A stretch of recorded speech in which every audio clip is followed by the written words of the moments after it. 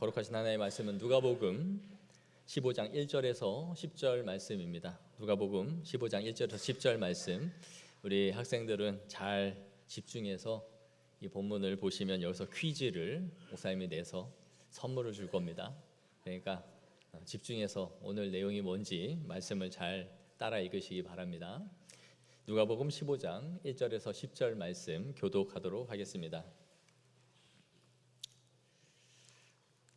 모든 세리와 죄인들이 말씀을 들으러 가까이 나오니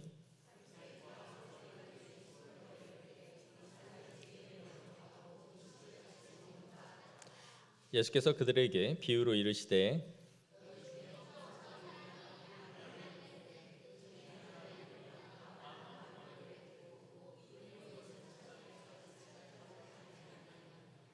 또 찾아낸즉 즐거워 어깨에 메고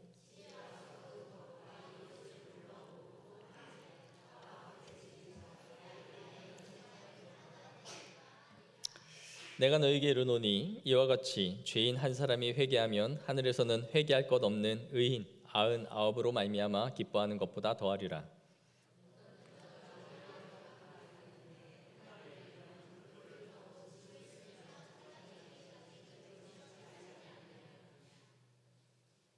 또 찾아낸즉 벗과 이웃을 불러모으고 말하되 나와 함께 즐기자. 70드라크마를 찾아내오노라 하리라.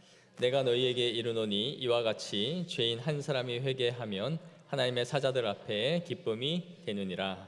아멘. 우리 오늘 블레싱데이로 하나님 앞에 예배를 드리는데요, 아이들이 서기만 해도 기분이 좋죠? 아니에요. 생명력이 다르다라는 생각이 듭니다. 우리도 다 이럴 때가 있었는데, 자, 오늘 말씀을 보면 두 가지의 이야기가 나오는데 혹시 이 두 이야기의 공통점이 뭔지 아는 사람 손 들고 한번 말해보세요.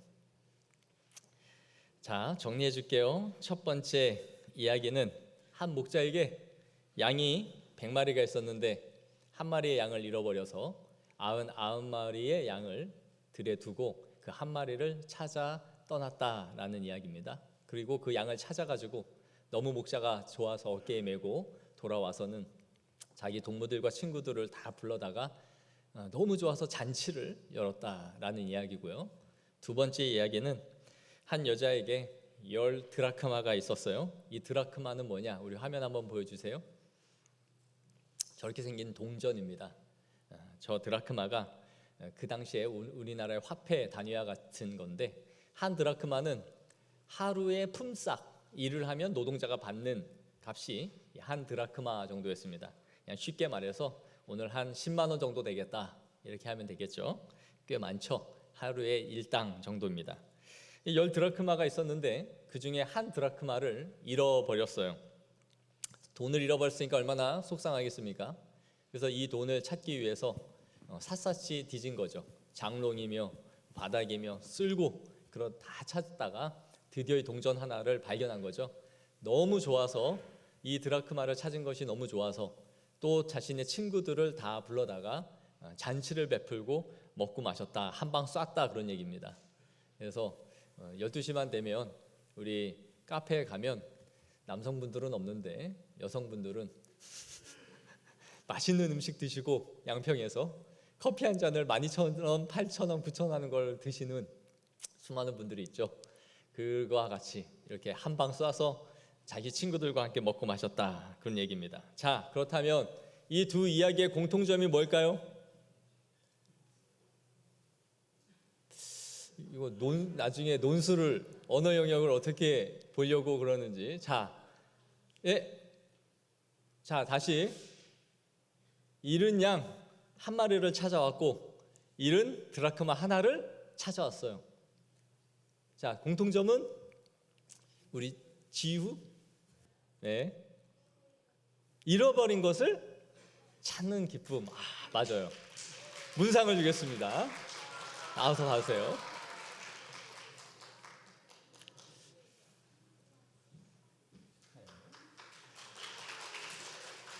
문제가 하나만 있는 게 아니에요. 계속 있으니까 집중해서 잘 들어야 돼. 자, 오늘 본문에 말하고 있는 것은 잃어버린 것을 찾았다라는 공통점이 있죠. 우리가 읽지 않았는데 15장 뒤에 가면 또 이야기가 하나가 나와요. 두 아들이 있었는데 한 아들이 아버지의 재산을 가지고 나가서 다 탕진하고 놀다가 들어왔다. 그런데 그 아버지가 그 탕진한 아들을 맞이하면서 기뻐하고 너무 좋아서 내 아들 잃어버린 줄 알고 집 나가서 못 볼 줄 알았는데 내가 이 아들을 찾았으니 다시 기쁘다 하여 잔치를 베푸는 이야기입니다. 그러니까 누가복음 15장에 있는 세 가지 이야기는 각각 이야기가 다르지만 다 똑같은 공통점을 갖고 있어요. 그게 뭐냐?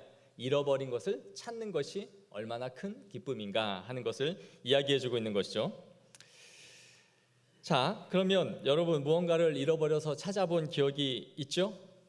네, 저는 이 무언가 잃어버리는 것을 굉장히 싫어해요, 목사님은.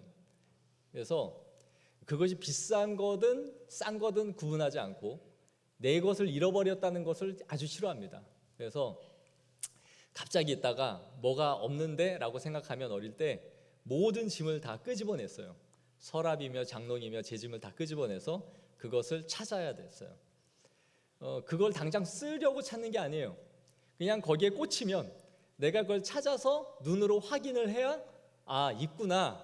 이게 마음이 안심이 되는 거예요. 좋은 성격이죠? 네, 좋은 성격이에요.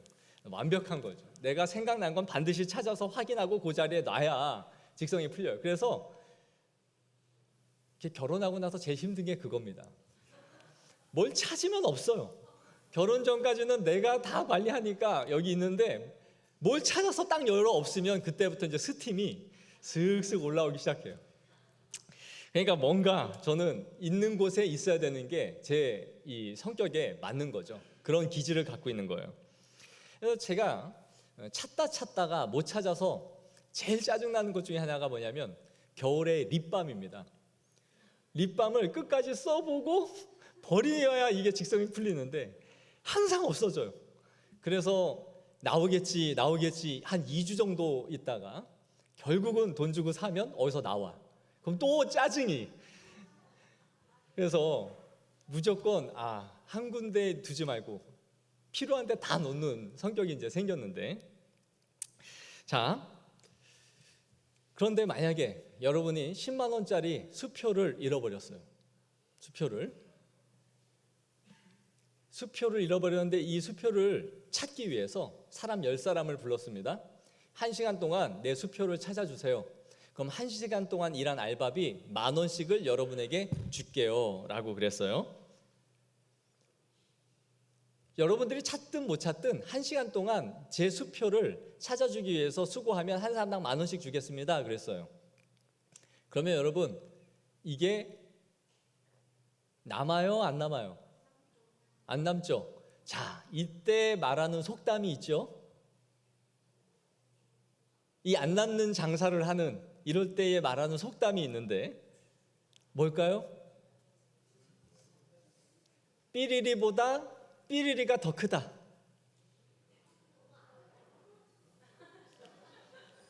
홍서윤? 서윤 맞아? 네, 서윤은? 맞아요. 오세요. 축하해요.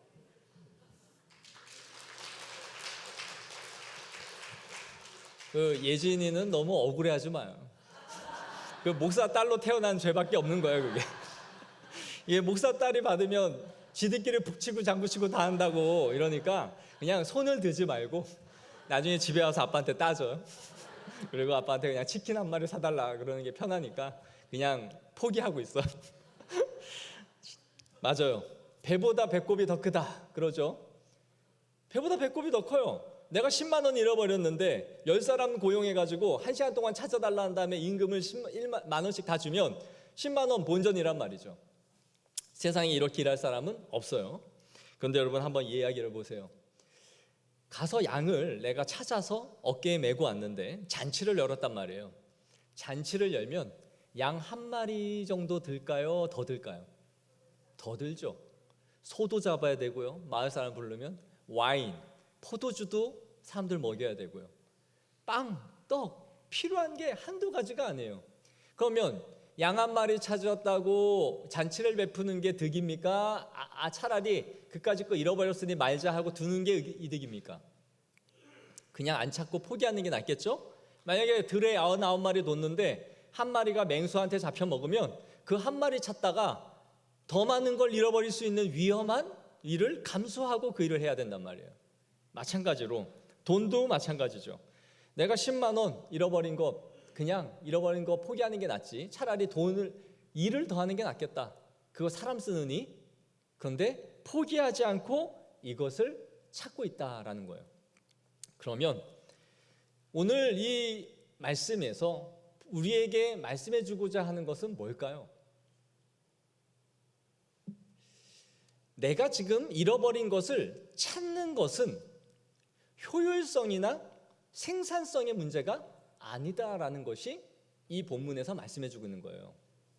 내가 잃어버린 것을 지금 찾는 그 가치가 효율이 좋다거나 생산성이 높기 때문에 하는 것이 아니다라는 거죠. 생산성이나 효율성을 보면 99마리를 양 99마리를 내가 갖고 한 마리를 그냥 포기하는 것이 나은 거죠.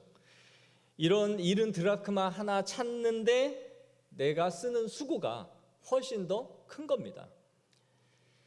그런데 여기에서 그 잃어버린 것이 뭐를 말씀해 주고 싶은가 하는 것을 오늘 본문이 말해주고 있어요. 드라크마랑 양으로 말씀하고 있지만 그 잃어버린 것이 뭔지 우리 7절을 다 같이 한번 읽겠습니다. 시작. 내가 너희에게 이르노니 이와 같이 죄인 한 사람이 회개하면 하늘에서 회개할 것 없는 의인 99으로 말미암아 기뻐하는 것보다 더하리라. 아멘. 또 10절도 보겠습니다. 시작. 내가 너희에게 이르노니 이와 같이 죄인 한 사람이 회개하면 하나님의 사자들 앞에 기쁨이 되느니라. 아멘. 무슨 말이에요? 뭐를 얻는 것? 한 사람의 영혼을 얻는 것이 천국에서는 훨씬 더 큰 기쁨이 된다. 회개할 것이 없는 의인 99보다 그 한 사람이 돌아오는 것이 하늘에는 기쁨이 되고 나에게 천국에는 큰 축제가 열린다라고 지금 말씀하고 있는 거예요.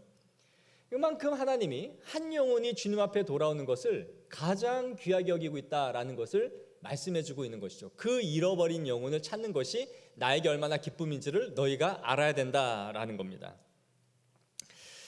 오늘 우리는 우리 학생들과 함께 예배를 드리고 있습니다. 이 아이들이 이제 월요일부터 화요일부터죠. 이 지긋지긋한 학교를 이제 가게 되는데 이 아이들을 이제 우리가 축복하며 또 잘 한 학기를 걸어갈 수 있도록 기도하며 보내는 그런 시간을 이제 학기마다 가지려고 합니다. 그런데 여러분 사실 생각해 보면 교회 학교는 생산성과 효율성을 높이는 사역이 아닙니다. 생산성과 효율성을 높이기 위해서라면 교회 학교는 사실 없애야 됩니다.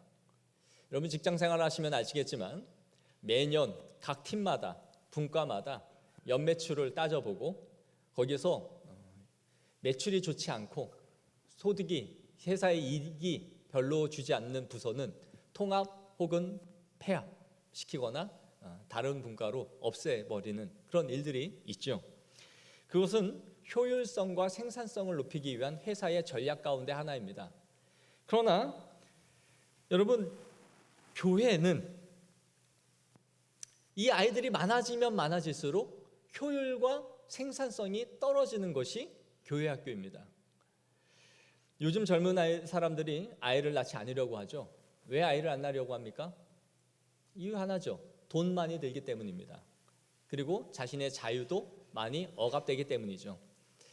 제가 AI에게 물어봤습니다. 한 아이를 키우는데 얼마나 비용이 드니? 라고 물었더니 AI가 뭐라고 답했을까요? 0세에서 18세까지 드는데 한 아이를 키우는데 드는 비용은 3억 3,500만 원입니다. 이 수치는 우리나라에서 산출한 수치이고 세계에서 가장 높은 수치입니다. 라고 답을 했어요. 너희 하나가 3억 3,500만 원짜리 돈을 빨아먹는 기계들이다라는 거죠. 이 아이 하나들이. 그러니까 허리가 휜다라는 말이 딱 맞는 말입니다. 고로 주일학교는 아이들에게 많은 인력과 재정을 지출하는 부서이고, 아이들이 많아지면 많아질수록 교회는 재정적 부담을 훨씬 많이 짊어질 수밖에 없는 것이 바로 교회 학교입니다. 우리 아내가 유초동부를 맡아서 제가 와서 1년 넘게 그렇게 사역을 했는데, 아이에게 치킨도 사주고 어디 데려가서 맛있는 것도 사주고 그러니까 그 아이가 이렇게 말했대요. 선생님, 우리는 교회 와서 헌금 1,000원밖에 안 냈는데 이런 거 다 사주면 돈이 어디서 나서 이걸 사줘요? 이렇게 말하더라는 거예요. 참 양심 있는 아이죠. 나는 주일 와서 1,000원 냈는데 교회 오니까 뭐 선물 주고 뭐 치킨 사주고 피자 사주고 이러니까 선생님 잘 안 먹으려고 그러는 거예요. 왜 그러냐 그랬더니 1,000원밖에 안 냈는데 이 돈이 다 어디서 나와서 이런 걸 사주냐. 그만큼 너희들은 마이너스다. 그러나 여러분, 이것이 비생산적이고 비효율적인 사역임은 분명합니다. 그러나 우리가 이걸 왜 해야 되느냐가 중요한 거죠. 왜 해야 되느냐? 이것이 본질적인 사역이기 때문입니다. 천국은 이런 자의 것이고 누구든지 어린아이와 같이 되지 아니하고는 하나님 나라에 들어갈 수 없다라고 말씀했기 때문입니다. 이 어린 영혼들이 굉장히 중요함을 우리에게 말씀해 주셨기 때문에 비효율, 비생산적인 일인 것을 알지만 교회는 막대한 재정과 인력과 수고를 아끼지 않는 것이죠. 그러나 우리는 기억해야 될 것이 있습니다. 아이들이 경제적인 면에 있어서는 효율과 생산성이 떨어진다고 우리가 말할지는 모르지만 복음을 받아들이는 데 있어서는 가장 큰 효율과 생산성을 갖고 있다는 걸 잊어서는 안 돼요. 어린아이들만큼 복음을 순수하게 받아들이는 아이들이 있을까요? 하나님이나 천사나 하늘나라에 대해서 설명했을 때 그것에 대해서 기뻐하고 소망하며 그것을 받아들이는 것이 어린아이들만큼 그것을 쉽게 생각하고 받아들이는 사람들이 있느냐라는 거예요. 이 아이들이 우리가 관심과 사랑만 조금만 쏟아주면 신앙 안에서 자라날 수 있는 확률이 가장 높은 때에 있다는 걸 우리가 기억해야 돼요. 복음의 효율과 복음의 생산성이 가장 높은 때가 바로 이 시기다라는 걸 기억해야 됩니다. 아이들이 어리면 어릴수록 이렇게 복음에 대해서 순수하게 받아들이죠. 하지만 나이가 들면 들수록 어떻습니까? 마음이 비뚤어지기 시작하고 이제 꼬이기 시작합니다. 전적인 타락이라는 것이 무엇인지를 아이가 이제 삶으로 드러내기 시작하죠. 그래서 이 타락의 속도가 예전에는 중학교쯤 가면 나왔다면 요즘에는 4학년, 5학년쯤 가면 이 영혼의 암 증상이 나오기 시작해요. 그래서 선생님, 설교자가 설교를 하면 픽픽 비웃고요, 팔짱 끼고 그런 게 어디 있어요? 헤 한 사람 있죠? 한 사람 있죠? 내가 강사님한테 물어보면 다 나와. 팔짱 이렇게 끼고 앉아가지고 주님이 뭐 하면 그러고 있는 사람들이 있다는 얘기를 들었어요. 이게 점점 속도가 빨라져서 이제 초등학교 고학년만 가도 이 아이들이 복음을 비웃기 시작합니다. 뻥, 구라, 그러면서 말씀을 점점 멀리하기 시작해요. 이 속도가 굉장히 빨리 오고 있다는 걸 우리가 알아야 된단 말이에요. 그렇기 때문에 이거는 영적인 싸움을 벌이고 있는 거예요. 사탄이 내가 가라지를 심고 내가 나의 세속적인 가치관을 심어 내 새끼를 만들 것인가, 아니면 우리가 하나님의 자녀로 복음을 심어 빨리 이 아이들의 마음을 하나님의 말씀으로 점령시킬 것인가 하는 굉장히 중요한 영적인 싸움을 우리가 지금 벌이고 있다는 걸 인식하지 못한다면 우리는 이 아이들에 대해서 그냥 와주는 걸로 고마워라고 하게 될 거예요. 정말 중요한 골든타임을 우리가 갖고 있다는 걸 기억해야 됩니다. 이 아이들이 태어나서 10살, 12살 사이에 이 10년을 어근으로 하여 아이의 세계관과 가치관이 복음으로 심겨져서 하나님의 자녀가 될 것이냐, 세속적인 가치관을 심겨져서 세상을 향해 급속도로 나아갈 것이냐에 대한 이 갈림길에 우리가 서서 이 사역을 감당하고 있다라는 것을 뼈저리게 실감해야 된다라는 것을 우리가 느껴야 됩니다. 아멘입니까? 아멘 하신 분들은 교사에 지원할 줄 믿습니다. 이 영혼들을 우리가 책임져야 됩니다. 그리고 우리 교회는 교육관을 빨리 만들어줘야 됩니다. 아이들이 마음껏 찬양하고 예배드릴 수 있는 공간을 만들어서 하나님께 이 아이들이 집중하여 예배드릴 수 있는 그 환경을 만들어야 될 준비가 필요한 교회입니다. 그걸 놓고 우리는 항상 기도해야 될 줄 믿습니다. 아멘이 안 나와요. 압니다. 그래서 우리가 이 아이들이 학원과 학교로 이제 점점 내몰리게 될 것인데 그 사이에서 복음을 심는 일에 최선을 다해야 됩니다. 정말 중요한 일에 우리가 서 있다는 걸 항상 인식하고 나아가야 될 줄 믿습니다. 그리고 저는 우리 학생들에게 말하고 싶어요. 우리 학생들은 새 학기가 되면 새 친구들과 이제 새로운 친구들을 사귀게 되겠죠. 그리고 그걸 위해서 기도할지 모릅니다. 좋은 선생님 만나게 해주세요. 좋은 친구들 만나게 해주세요. 그러나 기억해야 되는 것은 좋은 친구를 만나게 해달라고 기도하기 이전에 여러분 자신이 좋은 친구가 되는 겁니다.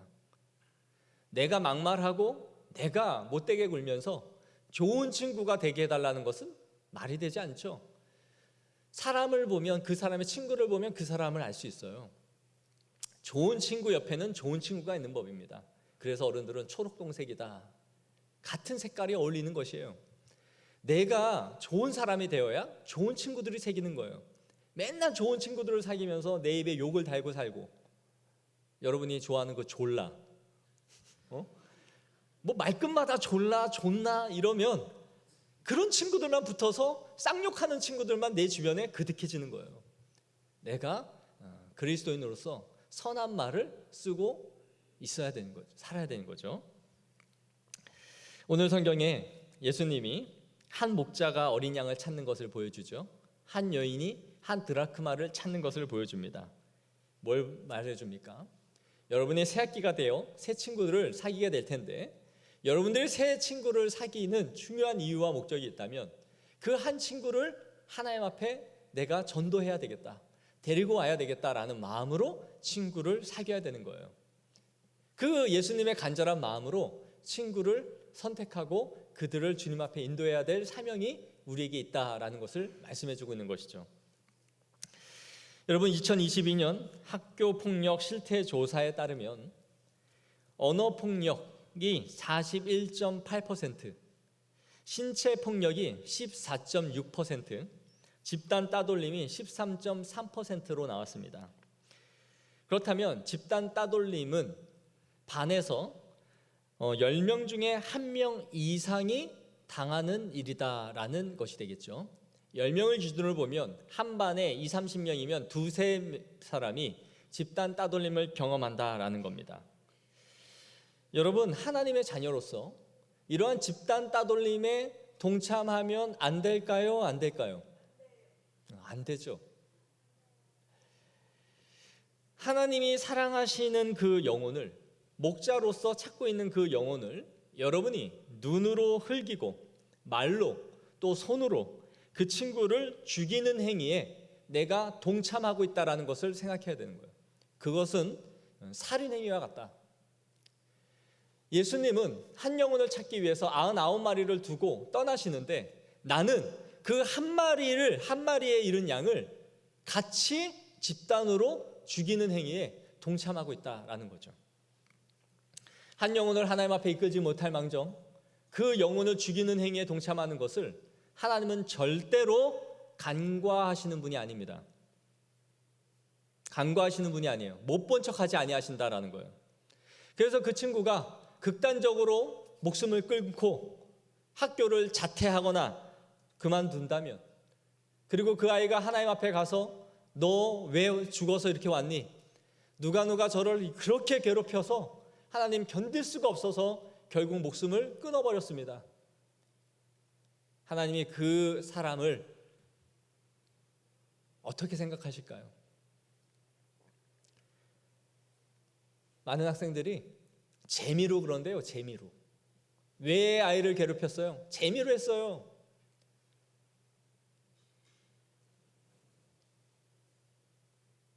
학년이 바뀌고 내가 따돌림을 당했는데 3학년 때 따돌림을 받았는데 4학년이 돼서는 내가 따돌림을 받는 아이가 될 수 있다. 거예요. 괴롭힘에는 이유가 없어요. 재미로.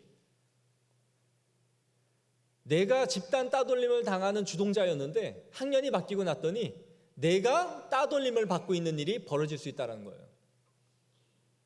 누구라도 내가 피해자가 될 수 있고 내가 고통을 받을 수 있다는 것을 생각하면서 그 누군가를 여러분들은 항상 보호해줘야 된다는 겁니다.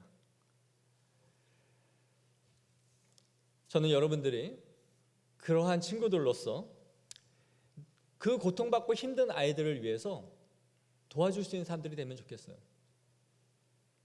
내 힘으로 안 되면 부모님한테라도 말하고 선생님한테라도 말을 해서 선생님 이런 친구가 있는데 지금 많이 힘들어합니다.